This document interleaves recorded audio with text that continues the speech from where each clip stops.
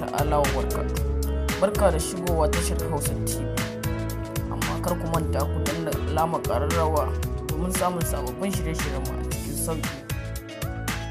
A kwanakin baya ne jaruma Rahama Sadau ta yi wani babban abin kunya a Kannywood, inda a ganta ta yi rawa da babban mawaƙi suna rungume-rungume wato classic.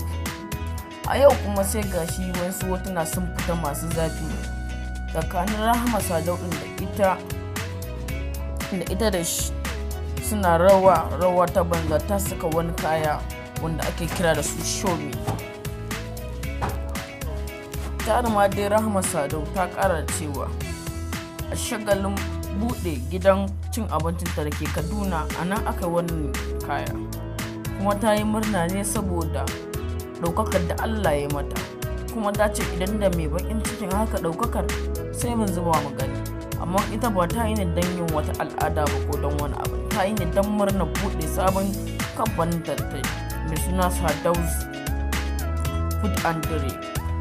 Rahama Sadau ta yi ta ƙara cewa wancan ma wanda ta yi tsautsayi ne, kuma tana roƙon Allah ya kiyaye gaba. Kuma ta ce wannan kuma ba ta yi ne don da niyyar yin wani abu, ta yi ne domin farin ciki babban kamfanin da ta buɗe. Kuma tana roƙon Allah ya yafe mata kurakuran, ba ma ita kaɗai ba da suke kurakurai kamar nata. Tana roƙon Allah ya yafe mata, su ma Allah shi su kamar ta Allah ya shafe ta. Mun gode, kar ku manta ku danna subscribe, kana ku danna ƙararrawar sanarwa domin sanar da ku da zarar mu ɗora sabon shiri.